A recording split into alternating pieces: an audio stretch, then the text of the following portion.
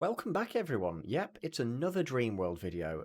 You just keep thinking it can't get worse. There can't be more, surely. Surely we've reached the end of the line with DreamWorld. But no, I don't think we're ever going to reach the end of the line with this.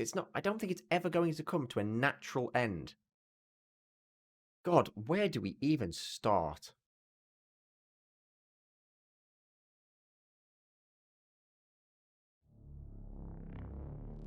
So I was actually running at NYU my freshman year of college.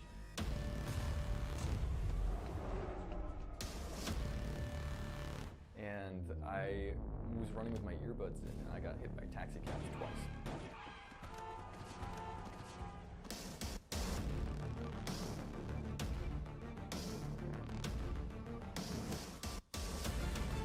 We don't have a case, bro. We're just making a game. People keep saying to me, this surely has to go one of two ways. Either they complete the product, they complete the game and deliver, or they just disappear with the money. They run away. Why are neither of those happening? And I'm going to compare it to shoplifters. Now, if you've ever worked in retail, this may be very familiar to you. Whenever a shoplifter is leaving the store with a product tucked under their arm and security comes up to them and says, "Sir, are you going to pay for that?" Their answer will be, "Oh, sorry, I forgot." And they will head back into the store with the product. Now, they're not going to go to the checkout and pay for it. They can't afford to. That's why they were stealing it. But they're also not going to go and put the product back and walk out of the store, because that is also admittance that they were going to steal it and had no intention of paying for it. So what do? They will quite often walk laps around the store for a good 20 to 30 minutes until until the security either does stop watching them, or just in hopes that security will stop watching them. And then they will either do one of two things again. They will try and escape the store with the product, or they will put it down and leave the store. Now, this is exactly what's happening with DreamWorld. They are stalling. All eyes are on them. These YouTube content creators are the security. We are watching them like a hawk. They can't run with the money because there's so many eyes on them. But they also can't come out now and say, "Guys, we can't achieve this," because they have so blatantly lied from the beginning. They are stalling. I'm very interested to see how they do get out of this, because they're now saying that on May the 21st, the alpha will be coming out. Now, will the backers be getting the alpha? No, don't be silly. The rules have changed now. You won't be getting the alpha if you backed it. You were only getting the pre-alpha. This is insane to me. That two people can switch up so quickly and just lie their way through everything. Now, I've seen leaked screenshots of this alpha, and honestly, if it comes out looking the way it is now in the 8 days they have to make this, my God, it's going to be a glorious, like, crashing fire. It's going to be awful. Now, I'm going to be getting my hands on this as soon as it comes out, so you'll definitely see what it's going to be like. So, what we've got as news, some of you may know this, MMO Bytes actually did openly admit now that the person that contacted him and asked him to lie and put out a review for a game that he's never even played and say that it was good, that was DreamWorld. Who'd have guessed? I mean, we speculated, and some of us had got confirmations from other people that this was in fact the case, as they were reached out to as well. But now it's concrete, it's set in stone. He's come forward and said, yes, it was the DreamWorld guys, which is no surprise with the way that they've handled PR for this. But the surprising part of this is that they offered 20% of all future revenue to MMO Bytes for this review. Now, anyone who knows anything about business knows that that is ridiculous. Absolutely insane. For a company to do that, you either have absolutely no knowledge of what you're doing, or you don't intend for your company to last long enough for the other party to benefit from this. And that's exactly what it is. Zach has a history of creating and destroying companies. He's got a graveyard of companies that are just shells of companies. Core Aegis, as soon as it was funded, killed it. Baron, the brand that he's created for clothing, doesn't even exist. I tried to order a t-shirt off there. I never got a confirmation email. Payment was never taken. It doesn't exist. All these companies existed for was to gain funding and disappear. And I don't think people need any more proof of that, other than just looking into his previous work. Garrison has apparently done the same, and I'm still digging into that, and it does seem to be the case. He also had a company for some sort of self-driving camper van thing. Like, come on. Doesn't exist anymore. This brings me on to my next point. There's been confusion from the beginning that once again hasn't been answered by the DreamWorld devs. Why did you get this apparent hundreds of thousands from Y Combinator and, funding, and then went to Kickstarter for 10k? Mere fractions of what you already claim to have. Now, it's actually quite simple. My source from Y Combinator reached out to me after my last video, and it was comfortable to talk about more things. Because, well, I didn't leak them as a source. I didn't leak any of the information they asked me not to. And once again, they have verified this information with me.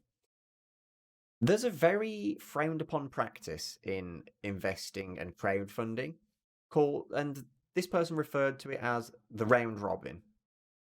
What happens is a company a startup that's looking for investment will get friends and family to invest in their company through something like Y Combinator, for example. Now, that sounds fine, right? Except it's called round robin because the agreement is, for let's say in this scenario, Zach and Garrison get family members and friends to invest through Y Combinator to the tune of about, 450k seems to be what, the figure was in this case. They then agree that they will, after funding ends, take that money and give it right back round into the pockets of their family, essentially being a void transaction. What would be the point of that?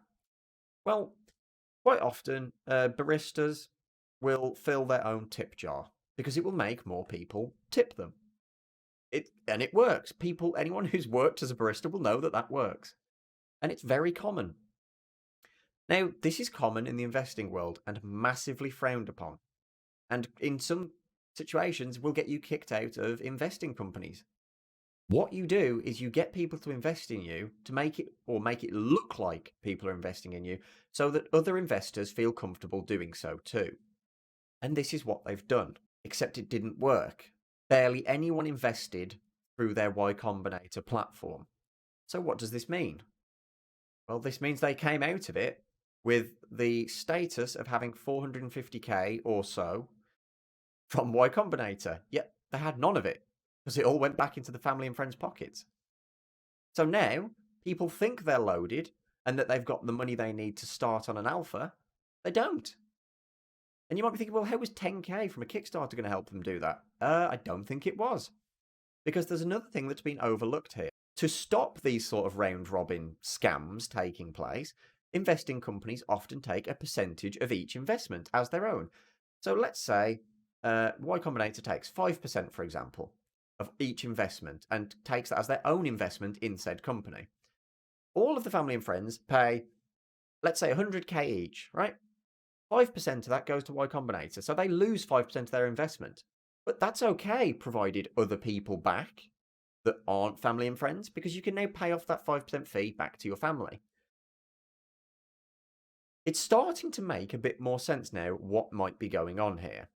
And with the proof that I've seen of this, including a manifest, what it seems to be an internal manifest, and I've been told not to share it for that reason, as it could tie back to who shared it to me. It's just family and friends. And maybe like one or two other backers at around 50k, which sort of covers the fees. Not really. Just a quick update on that statement. Since I got sent this, apparently some people have actually invested through Y Combinator, including apparently genuinely the creator of Twitch, which is mind-blowing to me because you'd think that the owner of a gaming platform like that would understand that this is a very obvious scam, unless they, again, haven't even seen it. So this essentially started off as them scamming themselves. If this is completely true, which it really does seem to be the case, They basically scammed themselves, and then to get out of that, they had to get this Kickstarter off the ground to get themselves out of it. Well, obviously the Kickstarter went more viral than they thought, and actually made enough money for them to continue dragging this scam out. And in turn, they got investors from other places now, from outside of Y Combinator. This has been a snowball effect that's just really... It's been like a runaway train. I'm not sure how we got from A to Z, but like we've got there somehow. And there's questionable doubt, because we found out that Core Aegis, his previous product, was actually funded by an angel investor. Now, for those who don't know what an angel investor is, it's some absolute Fruit Loop from Silicon Valley that comes and fronts the entire cost for a large equity in your company. Mysteriously, right after this angel investor paid for the entire Core Aegis project, it disappeared. Now, that investors lost their investment. They never made it back. So where did the money go? You might be seeing a theme here. Companies are being created up until the point of investment, and then they just disappear. Zach isn't looking to create a successful business for himself. He's looking to get money to give himself a stable pay while his company gets driven into the ground. That's all he wants. He literally wants a payday every month for the next couple of years while he does whatever he wants. And this is very characteristic of Zach, according to people who know him. And it doesn't take much research to find that out. Also, to add to this, Zach's company, Core Aegis, that never sold a single unit, that dissolved right after funding, has somehow been evaluated at $4 million. I don't know where that figure's come from, but when you look into this Kickstarter alone is the tip of a much, much bigger iceberg. I believe the intention was never to actually scam people on Kickstarter, but it was to instead scam investors. And this has massively backfired now, because so much attention has been drawn to it from outside. From what I've been told, there are plenty of people running other projects at Y Combinator that are watching this with great intent. They can't get enough of this, because this isn't just a phenomenon outside of Y Combinator, this is a phenomenon inside of Y Combinator. People haven't got a clue what's going on or how it's going to unfold. But people can't wait to find out. The views on my videos has just shown that.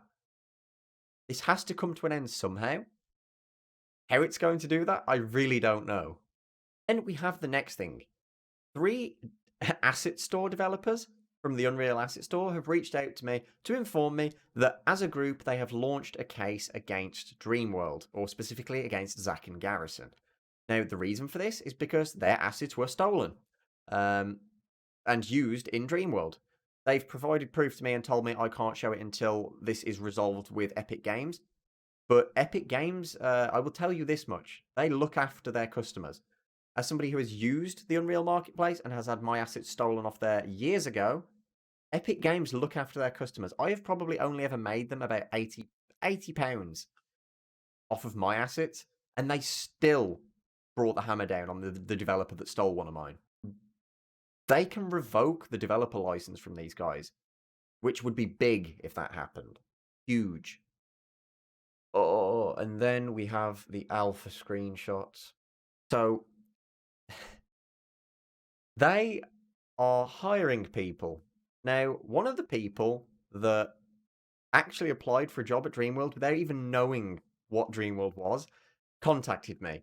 And their message says this. I had an interview today at a startup for Y Combinator. Their startup looked ambitious, but I didn't look a whole lot into it. Anyway, I had the interview, and it seemed like he didn't know what he was talking about, but assured me that that we will do another interview tomorrow. That his ex-Google engineer would explain my questions better than he could, without going into detail. I got a lot of red flags from the project itself and the guy. After actually Googling the guy, I found nothing but dirt. That's what brought me to you. DreamWorld is the project, Zach Kaplan is the guy. I'm not perfect, but this guy is disgusting, and I've been talking to my girlfriend about what to do. I noticed that you didn't put your sources on blast in that video. Anyway, I think I've decided to continue with the second interview and prepare some questions to gauge their know-how and integrity even further while recording. I figured that maybe you had some input on the direction I should take, as this seems to be a big internet topic that's flown over my head. Sorry for the ramble. Now, this isn't the only person to message me this. About 3 people have in the last week alone, and told me that they've found this job and they've come to me because when they first Google DreamWorld and Zach, it's usually links to my video or some sort of insight into my video. Now, this is a problem because I had one of the guys continued through to the next interview. And they basically told him that they're going to be having him work on a demo. Yes, this demo is the alpha. They are still currently hiring for the alpha that is coming out in 8 days. Which perfectly aligns with the leaks that have come out from other close members in their community of what they currently have. On screen, I'm going to show you what they currently have for the alpha. They plan on adding the city. You know, that big DreamWorld city that they keep talking of. It's a bunch of cubes. 8 days away from launch, that is what they have. And they're still trying to hire someone to complete this demo. At this point, I feel I don't even need to explain to you what the situation here is. Also, with everything that's been going on recently, and leaks coming out of their Discord left, right, and centre, their mods have been disappearing. Their mods want nothing to do with that Discord anymore. They have dipped. And the next thing I want to point out is the effect that this has had on YouTube channels has been insane. I mean, not even just positive, but negatively. I mean, sure, me, Kira, Josh, and Slopes have all had a huge surge of subscribers from covering the DreamWorld drama. But people on the receiving end of this, the people who supported it, 2 people's channels have basically just, poof, gone. You may remember a channel called TobyDoo2. He's unlisted and I believe deleted all of his videos entirely because of the backlash he received. And then Skiezo, the original guy that streamed the 2-hour video of him fisting a hobbit hole, his videos are getting disliked into oblivion. Like, the community have well and truly executed his channel at this point. Like 80% dislikes on every video over the last 2 months. Like, they've gone back before the DreamWorld drama.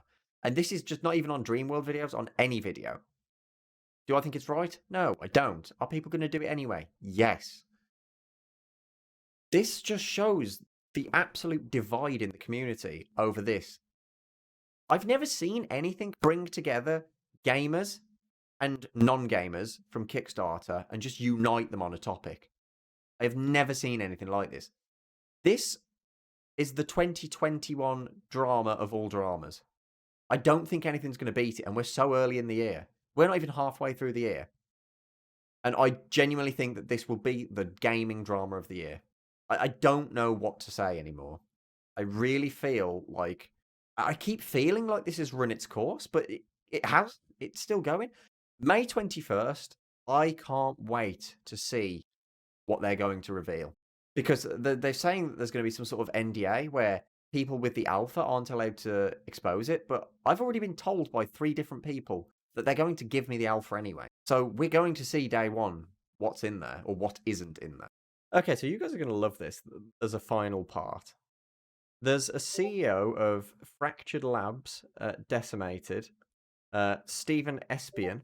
This is Zach's idol, apparently. Now, he joined their Discord a while back, and these are the screenshots from it. And honestly, it brings a tear to my eye with pleasure. He joins, and Zach says, "Hey, it's the CEO of Fractured Labs at Decimated. What's up? Welcome another game developer." Stephen then responds, "Yes, and we've been in development since 2018, pre-production since 2017. Wolf's like, very nice, welcome in." He then says, "I will watch with great interest as this project gets exposed." One of the mods replies, "Exposed how?" Stephen says, "It's a scam." Funny enough, Zach doesn't say anything during this. He then laughs at the fact that it's been in development for 8 months, apparently. And then he says, I run a game studio. What DreamWorld is proposing, and with the team, is preposterous. And he's not wrong. Stephen then says, not even placeholders. The default Unreal Engine mannequin running around pre-made assets. I also have these assets in my Unreal library. Now, this is a phrase you'll hear a lot of developers, including myself, say. We all have these assets because they've been free at one point.